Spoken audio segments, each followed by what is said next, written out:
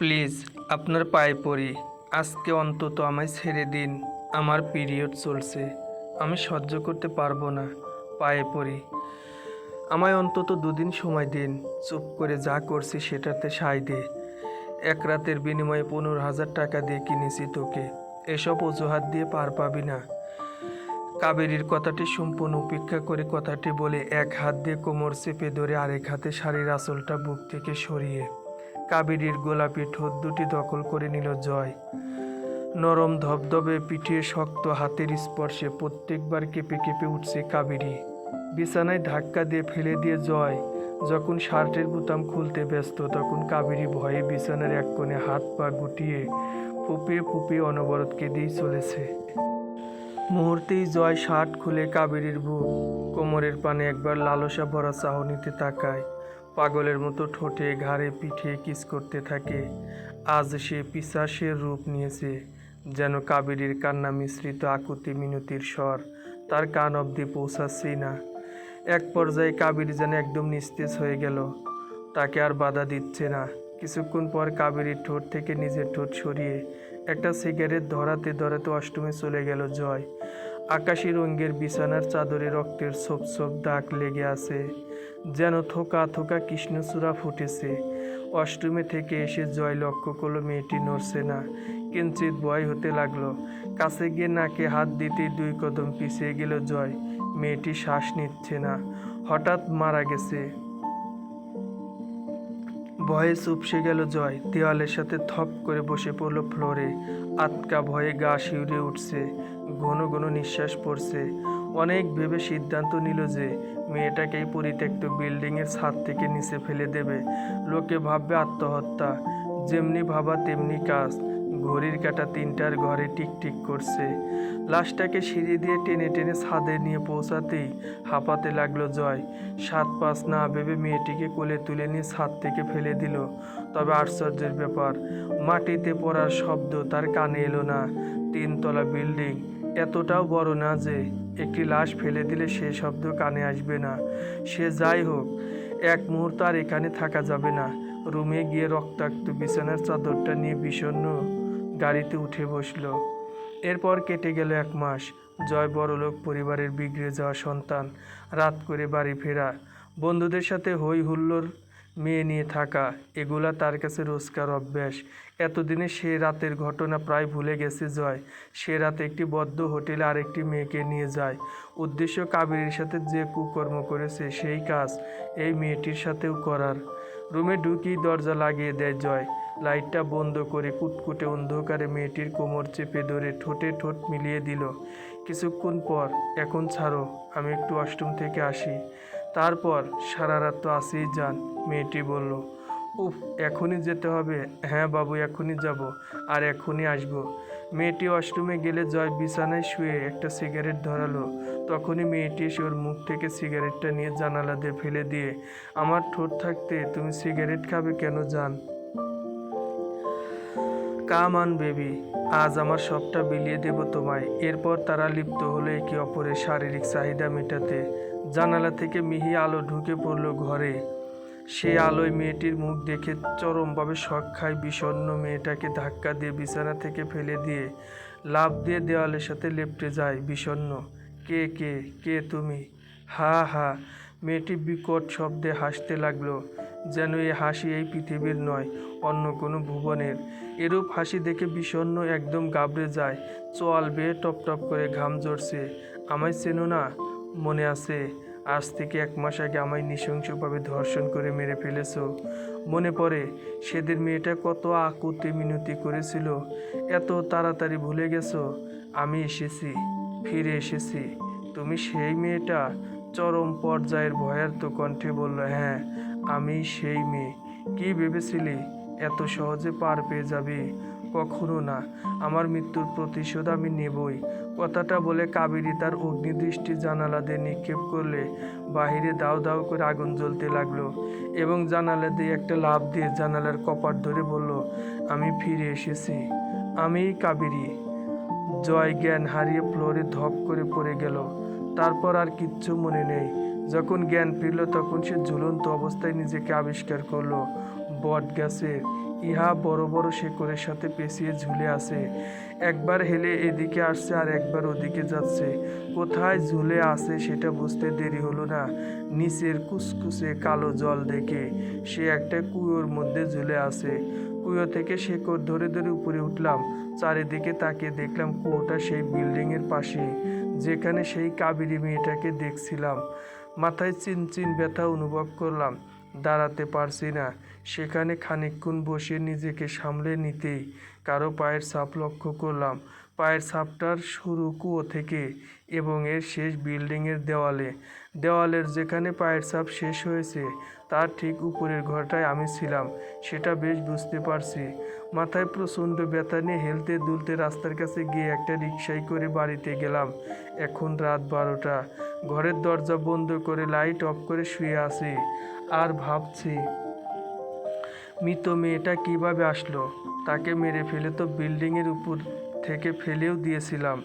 কিভাবে বেঁচে ফিরে আসলো? আদৌ কি সে জীবিত নাকি অশরীরী? তাছাড়া আরেকটি বিষয়, মেয়েটা অগ্নিদৃষ্টিতে জানালার বাইরে তাকাতে আগুন জ্বলে উঠল কিভাবে? এগুলো কি আমার কল্পনা? ভাবতেই গায়ে কাঁটা দিয়ে উঠল। একটা সিগারেট ধরালাম।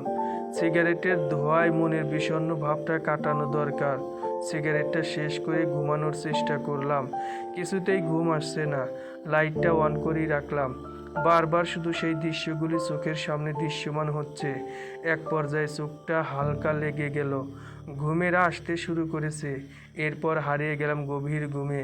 মাঝরাতে খেয়াল করলাম আমার মাথার ঠিক সোজাই উপরে কিছু একটা আছে। ঘুমের মধ্যেই তার ছায়া অনুভব করতে পারছি। কিছুক্ষণ পর সাথে হালকা গুনগানির মতো একটা শব্দ আস্তে আস্তে স্পষ্ট হতে লাগলো কানে। হুট করে ঘুম ভেঙে গেল। বিছানায় বসে চারপাশটা দেখতে লাগলাম। তেমন কিছু চোখে পড়ল না, শব্দটাও পাওয়া যাচ্ছে না। মনের ভুল হতে পারে, এটা ভেবে যেই বালিশে মাথা দিলাম তখনই দেখলাম একটা ছায়া আমার ঘরের দেওয়ালে পড়ল। ছায়াটা একটা মেয়ের। লক্ষ্য করলাম মেয়েটা যেন আস্তে আস্তে আমার দিকে এগিয়ে আসছে, দুই হাত সামনে দিয়ে। তার হাঁটার ভঙ্গি ছিল এলোমেলো, একবার এদিকে ঢুলে পড়ছে, একবার ওদিকে। প্রচণ্ড ভয়ে আমি চুপসে গেছি। কাতর কণ্ঠে বললাম, কে কে ওখানে? কে? সর্বোচ্চ শক্তি দিয়ে আওয়াজ করে বললাম, আর শক শব্দে যেন সে ছায়াটা রাস্তা খুঁজে পেল। সে খিলখিল করে হেসে আমার দিকে আরও জোরে এগিয়ে আসতে লাগলো। আমি চোখ বন্ধ করে প্রচণ্ড ভয়ে চিৎকার করে উঠলাম। তারপর আর কিছু মনে নেই। যখন জ্ঞান ফিরল তখন আমায় স্যালাইন দেওয়া হয়েছে। মা চিন্তিত, কান্না ভরা সজল চোখে তাকিয়ে আছে আমার দিকে। গায়ে প্রচণ্ড জ্বর। এরপর থেকে আমি যেন কেমন বদলে যেতে লাগলাম। কারোর সাথে কথা বলি না, বাইরে বের হই না, সারাদিন ঘরে দরজা জানলা বন্ধ করে বসে থাকি। এমন কি এক পর্যায়ে প্রায় পাগল হওয়ার উপক্রম হয়ে গেলাম। বহুদিন এভাবে কাটলো। সারাদিন বসে থাকি, রাতে ঘুমাই না, খাই না, দরজা বন্ধ করে কি কি যেন প্রলাপ বকতে থাকি। সে এক রাতের ঘটনা। খাটের কোণে মাথায় প্রচণ্ড ব্যথা নিয়ে বসে আছি, হাত দিয়ে মাথা চেপে রেখে ঘুম গাচ্ছি। এমন সময় একটা ফিসফিস আওয়াজ শুনতে পেলাম। আহ আহ, কে? কে আওয়াজ করে? কোনো শব্দ পাওয়া গেল না। কিছুক্ষণ এভাবেই চলল। ফিস ফিস শব্দ হয়। আমি কে কে বললি আওয়াজটা বন্ধ হয়ে যায়। একটু পর আবারও ফিস ফিস শব্দ হচ্ছে। কে? কে বিরক্ত করে? আমি এবার তার উত্তর পাওয়া গেল। কেমন গম্ভীর স্বর, শুনলেই গা হিম হয়ে আসে এমন। আমি কে? আমায় চেনো না? এতদিন একসাথে আছি, আমায় চেনো না? কে তুমি? সামনে এসো। সামনে যাওয়ার শক্তি নাই। শব্দটা খাটের তল থেকে আসছে, বুঝতে পারলাম। উঠে গিয়ে আস্তে আস্তে বিছানার চাদরটা তুলতেই ভয়ে ছিটকে গেলাম। একটা নগ্ন মেয়ে। মেয়েটা যে সেই কাবেরী মেয়েটা, সেটা চিনতে পারলাম। তুমি এখানে? মেয়েটা বিষণ্ণ চাহনিতে তাকিয়ে থাকলো আমার দিকে। কি হলো? কথা বলছো না কেন? কোথাও যাওয়ার জায়গা নেই, তাই তোমার সাথেই থাকি। কি দোষ করেছি আমি? কেন মারলে আমায়? আমি ইচ্ছে করে মারিনি, বিশ্বাস করো। সেদিন বারবার বললাম আমার পিরিয়ড চলছে, শুনলে না। এখন তোমার যে আর মুক্তি নেই। এই রকম ভাবে তার সাথে মাঝে মাঝে আমার কথা হয়। এই তো সেদিনও কথা হলো। মাঝরাতে তার কান্নার শব্দে ঘুম ভাঙলো। সে কান্না করছে। কান্নার শব্দ শুনে বিছানা থেকে নেমে খাটের কাছে গিয়ে বললাম, কে? কাবেরী? হুঁ, কান্না করছো কেন? খুব কষ্ট পাচ্ছি। কেমন কষ্ট? নিশ্চুপ, তুমি নগ্ন হয়ে থাকো কেন? নগ্নতাই তো তোমার পছন্দ। প্লিজ এভাবে এসো না। কাপড় নাই তোমার? কিচ্ছু ছুতে পারি না, কাপড় পরবো কিভাবে?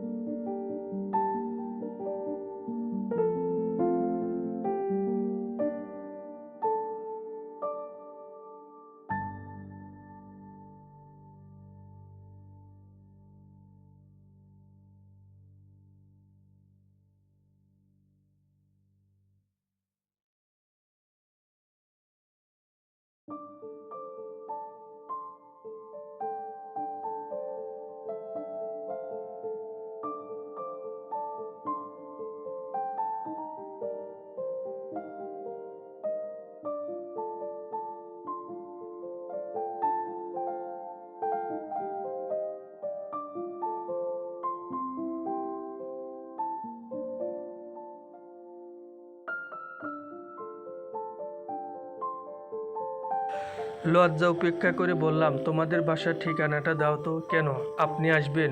সত্যি আসবেন? যাব। আমার বিশ্বাস হচ্ছে না, প্লিজ সত্যি করে বলুন না আপনি সত্যি আসবেন। সত্যিই যাব। তোমার ভাই জয়ের সাথে কিছু কথা বলতে হবে। কবে আসবেন? কাল যাব। কাল কখন? সময় বলতে পারছি না, কোনো এক সময় যাব। আমি অপেক্ষায় থাকবো, আসবেন কিন্তু। আমায় কথা দিয়েছেন। বলি মেয়েটা আমার হাতে একটা কার্ড দিয়ে চলে যাচ্ছে, আর আমি চেয়ে রইলাম তার চলে যাওয়ার দিকে। পরের দিন দুপুরে আমি তাদের বাড়িতে উপস্থিত হলাম। দুপুরের কটকটা রোদে আমার সারা শরীর ঘেমে একাকার। দরজায় মিহি টোকা দিলাম। কিছুক্ষণ পর দরজা খুলে দিল স্পৃহা মেয়েটি। সে কেন জানি আজ সেজেছে, যত্ন করে চুলে ফুল দিয়েছে, চোখে হালকা কাজল দিয়েছে, ঠোঁটে হালকা লিপস্টিক লাগিয়েছে, হালকা মেকআপ করেছে। সব কিছু হালকা হলেও তার সৌন্দর্যে যেন প্রবল গাঢ়। দরজা খুলে মুচকি হেসে ভিতরে আসতে বললেন। আমি ভিতরে এসে বসলাম। বসার ঘরটা সুন্দর, চারিদিকে ফ্রেমে বাঁধা ছবি। এগুলি দেখতে দেখতে সময় পার করছি। আমার সামনের টেবিলে পিরিচে করে চা আর কয়েকটা বিস্কুট, আলাদা পিরিচে ফল কেটে রাখা, অন্যটায় কয়েক রকমের মিষ্টি দই। আমি কিছুটা অবাক হয়ে মেয়েটাকে বললাম, আমি এখানে মেয়ে দেখতে আসিনি তো, এত কিছু কেন? শুধু চা হলেই যথেষ্ট। আজ প্রথম আপনি আসছেন, আমার যে কি ভালো লাগছে। আমি কিছু না বলে চায়ের কাপে চুমুক দিলাম। আচ্ছা বিষণ্ণদা, আমায় কেমন লাগছে? সুন্দর লাগছে, শুধুই সুন্দর? খুব সুন্দর। সেটা তো আগে বলেননি। আমি বললাম, তারপর বলছেন। আমি উত্তর না দিয়ে চুপ করে চায়ের কাপে আবার চুমুক দিলাম। মেয়েটি আমার উপর নির্ভরতা বেড়েই চলেছে। এটা হতে দেওয়া যায় না। কিছুক্ষণ পর একজন বয়স্ক লোক এসে বসলেন তার ছেলেকে নিয়ে। তার কষ্টের কথা বললেন। আমি শুনেই গেলাম। কিছুক্ষণ পর ওনাকে বললাম, জয়কে নিয়ে আসুন, ওনার সাথে আমার কিছু কথা বলার আছে। স্পৃহা মা, যাও তো ওকে নিয়ে এসো। স্পৃহা গিয়ে জয়কে নিয়ে এলো। আমি স্পৃহাকে বললাম চলে যেতে। তার সামনে সব কিছু বলে বিষয়টা কেমন দেখায়। জয় এবং তার বাবা সামনের সোফায় বসে আছে। আমি বসে আছি ঠিক তাদের বিপরীতে থাকা বেতের চেয়ারটায়। একটু পর দরজায় ঠক ঠক আওয়াজ হলো। কাজের মেয়েটা খুলে দিল। জয় দরজার দিকে তাকে চরমভাবে একটা ঝটকা খেলো।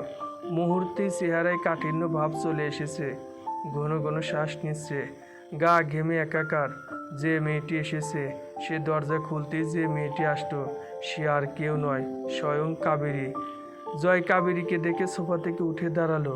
ভয়ে আতঙ্কে জয় কাঠ হয়ে দাঁড়িয়ে আছে। সে ঘাম ছুটছে। বিষণ্ণতা সেই নীরবতা ভেঙে বললেন, কাবেরী, এসো, বসো এখানে। কথাটি বলে হাতের কাছের বেতের চেয়ারটা কাবেরীর দিকে এগিয়ে দিলেন বিষণ্ণদা। কাবেরী মাথা নিচু করে এসে চেয়ারে বসলো। কাবেরীর দিকে জয় এখনো তাকিয়ে আছে। তার বিস্ময়ের শেষ নেই। সামনে রাখা গ্লাসে বোতল থেকে জল ঢালতে লাগলো। তার নজর এখনো কাবেরীর দিকে। তার দিকে নজর থাকায় বোতলের জল গ্লাসে না পড়ে টেবিলটায় পড়ছে। বিষণ্ণদা বলে উঠলেন, মিস্টার জয়, আপনি কি কোনো কারণে ভয় পাচ্ছেন? ও না না, ভয় না, আমি কিচ্ছু জানি না। আমি কিচ্ছু জানি না। কথাটা গ্লাসে জল ঢালা বন্ধ করে গ্লাসের জল এক ঢুকি শেষ করেই বলল জয়। জয়কে দেখে তার বাবা কিছুটা ঘাবড়ে গেলেন। হঠাৎ তার ছেলের এমন অস্বাভাবিকতা তাকে কিছুটা বিচলিত করতে পেরেছে। তিনি এবার ভালোভাবে কাবেরীর দিকে তাকালেন। তীক্ষ্ণ কণ্ঠে কাবেরীর উদ্দেশ্যে বলল, কে তুমি মা? তোমার নাম? জি, আমার নাম কাবেরী। এখানে আসার কারণ জানতে পারি? আর তোমাকে দেখে জয় এতটা ভয় পেয়ে গেল কেন? এবার বিষণ্ণতার সামনে রাখা ফ্লাস্কে থেকে চায়ের কাপে চা ঢালতে ঢালতে বললেন, সেটা না হয় আমিই বলি। আঙ্কেল, এই মেয়েটির নাম কাবেরী। এর সাথে একটি পৈশাচিক ঘটনা ঘটেছে। ঘটনাটি ঘটিয়েছে আপনার অনেক কাছের একটা মানুষ। কি হয়েছে জানতে চান? হ্যাঁ মিস্টার জয়, আপনি কি এখন স্বাভাবিক আছেন? জয়ের দিকে তাকিয়ে চায়ে চুমুক দিতে দিতে কথাটা বলল বিষণ্ণদা। জয় ভয়ার্ত চাহনিতে কাবেরীর দিকে তাকিয়ে মিনমিন করে বলল, আমি ঠিক আছি, আমি ঠিক আছি। বেশ, তাহলে আপনি নিজের মুখে নিজের কর্মের কথাটা বলুন। কে এই মেয়ে? কেন এখানে? কিভাবে আপনি একে চেনেন? সব খুলে বলুন। আমি কিচ্ছু জানি না। ঢোক গিলতে গিলতে দুই হাত দিয়ে দুই কান চেপে ধরে কথাটা বলল জয়। এখন এসব অভিনয় করে কোনো লাভ হবে না মিস্টার জয়। হয় নিজের মুখে স্বীকার করুন, নয়তো আপনার বিরুদ্ধে আইনি ব্যবস্থা নিতে হবে। জয় একবার নিজের বাবার দিকে, একবার বিষণ্ণতার দিকে, একবার কাবেরীর দিকে তাকাচ্ছে। আজ তার জীবনের সব থেকে খারাপ সময় উপস্থিত। জয়ের বাবা কিছুটা আঁচ করতে পেরে জয়কে কিছুটা ধমক দিয়ে বললেন, কি হলো, চুপ করে আছো কেন? কে এই মেয়ে? কি সম্পর্ক তোমাদের বলো? বিষণ্ণদা চায়ের কাপটা টেবিলে রেখে একটা সিগারেট ধরালেন। সিগারেটে টান দিতে দিতে জয়ের উদ্দেশ্যে বললেন, বলে ফেলুন, আপনার পাপের প্রায়শ্চিত্ত করার সময় এসে গেছে। বলুন। জয় এবার বলতে শুরু করলো। সেদিন রাতের ঘটনা পুরোটাই বলল। কাবেরীর সাথে ঘরে কথা হওয়ার সকল বিষয় সে বলল। বলা শেষে জয় হাউমাউ করে কাঁদতে থাকা অবস্থায় তার বাবার পা জড়িয়ে ধরে বলল, বাবা, আমায় মাফ করে দাও। আমি অন্যায় করেছি, কিন্তু আমি আমার ভুল বুঝতে পেরেছি। বাবা, আমায় বাঁচাও তুমি। জয়ের বাবা নিজের পা ছাড়িয়ে নিয়ে বললেন, কুলাঙ্গার, তুই এতটা নিচে নামবি আমি ভাবতে পারিনি। এত আদরের ভালোবাসার এই প্রতিদান দিলে। যখন যা চেয়েছিস তখন তাই দিয়েছি। তার এই মূল্য? চোখের সামনে থেকে সর, নইলে আমার হাতে আজ তোর খুন হবে। নিজের ছেলেকে খুন করে জেলে যাব? এরূপ অবস্থা থেকে কাবেরী কিছুটা ভয় পেয়ে গুটিসুটি হয়ে বসে আছে। চোখ মাটির দিকে করে এক হাতের সাথে আরেক হাত কর্মমর্দন করছে। বিষণ্ণতা বলে উঠলেন, আঙ্কেল, এটা সঠিক সমাধান না। আপনি বসুন, শান্ত হন। তিনি সোফায় বসে পড়লেন। দুই হাত মাথায় রেখে নিজের চুল টানছে আর রাগে দাঁত কিটমিট করছে। বিষণ্ণতা জয়ের উদ্দেশ্যে বললেন, এখন কি করবেন? জেলে যাবেন? ধর্ষণের বিচার কি জানেন? মৃত্যুদণ্ড পর্যন্ত হতে পারে। কি করবেন এবার? জয় নিশ্চুপ হয়ে দাঁড়িয়ে আছে। কাবেরী নিঃশব্দে চোখের জল বিসর্জন দিচ্ছে। জয়ের বাবা বলে উঠলেন, আমি এই মেয়েকে আমার পুত্র বধূ হিসেবে গ্রহণ করছি। ওদের বিয়ে হবে। এই ঘটনা এখানেই শেষ হোক। এই ঘটনা যেন আর কেউ না জানে। মিস্টার বিষণ্ণ, আপনার যত টাকা লাগে আমি দেব। আপনি শুধু এই ঘটনার কথা কাউকে বলবেন না। মৌনতা ভেঙে এবার কাবেরী বলে উঠল, আপনারা কি মনে করেন নিজেদের টাকা দিয়ে সব কিছু করতে পারবেন? আমি আজ ধর্ষিতা হয়েছি। এরকম কত মেয়ের শরীরে যে আপনার ছেলের ছোঁয়া আছে সেটা বলতে পারবেন? নাকি তাদেরও বউ হিসেবে নিয়ে আসবেন? সবাই নিশ্চুপ হয়ে তার দিকে তাকিয়ে আছে। কাবেরী বলতেই থাকলো, আজ আপনাদের মতো কিছু লোকের জন্য আমাদের মতো মেয়েরা রাতে চলাফেরা করতে ভয় পায়। মনে মনে একটা চিন্তায় ঘুরপাক খায় যে এই বুঝি কোনো মানুষরূপী হায়নার নজর তার উপর পড়ে। এভাবে কত মেয়ের জীবনটা বিষাদময় হয়ে ওঠে। শুধু টাকা পয়সা, বড় স্কুল কলেজে পড়ালেই বাবার দায়িত্ব পালন হয় না। রাত বিরেতে আপনার ছেলে নেশা করে ঘরে ফেরে আপনি কখনো কিছু বলেছেন? বলেননি। আর আজ যখন সেই ছেলে একটা মেয়েকে রেপ করলো, সেই সত্যটা জানার পর আপনি কি বললেন? তাকে ছেলের বউ বানাবেন। ছি, লজ্জা করলো না কথাটা বলতে? একটুও বাঁধলো না? শুনে রাখুন একটা কথা, আপনাদের মতো নিচু মন মানসিকতার মানুষের বাড়িতে বউ হয়ে আসা কেন আমার থুতু ফেলতেও ঘৃণা হয়। কথাগুলি বলে কাবেরী থেমে যায়। রাগে লজ্জায় জয়ের বাবা দাঁড়িয়ে আছে, কোনো কথা বলছেন না। বিষণ্ণতা এবার বললেন, মিস্টার জয়, আপনি যা করেছেন এর মাপ বলতে কিচ্ছু নেই। আপনার শাস্তি হবে, কঠিন শাস্তি পেতে হবে আপনাকে। এ সমাজে ধর্ষকের কোনো স্থান নাই। কিছুক্ষণের মধ্যে পুলিশ আসে, জয়ের হাতে হ্যান্ডকাপ পরিয়ে নিয়ে যায়। কোর্টে মামলা তুললে তার যাবজ্জীবন কারাদণ্ড হয়। সেটা শুধু কারাদণ্ড ছিল না, তার সাথে মিশেছিল একটি মেয়ের বাঁধভাঙ্গা কষ্টের প্রতিশোধ। সমাজে ধর্ষকের কোনো স্থান নেই। এরপর কেটে গেল প্রায় 2 বছর। বিষণ্ণতা তার বন্ধুর সাথে কথা বলে কাবেরীকে তার অফিসে একটা কাজ পাইয়ে দিয়েছিলেন। তার বন্ধুর নাম কাব্য। তাদের মধ্যে মন দেওয়া নেওয়াও হয়। যদিও কাবেরী তার জীবনে ঘটে যাওয়া কালো অধ্যায়টা কাব্যকে বলেছিল। প্রত্যুত্তরে কাব্য বলেছিল, তোমার অতীত নিয়ে আমার কোনো অভিযোগ নেই। আজ থেকে তোমার বর্তমান এবং ভবিষ্যতের দায়িত্ব আমি নিতে চাই। তাদের ভালোবাসা ছিল মনের দিক থেকে, ছিল না রূপের, ছিল না ছলনার। যেখানে ছিল অপার ভালোবাসা, বিশ্বাস, শ্রদ্ধা। বেঁচে থাকুক তাদের মতো সত্যিকারের ভালোবাসা। বেঁচে থাকুক কাব্যর মতো প্রেমিক, যে কিনা যাকে ভালোবেসেছে তার অতীত জেনেও ভালোবেসেছে। সমাপ্ত।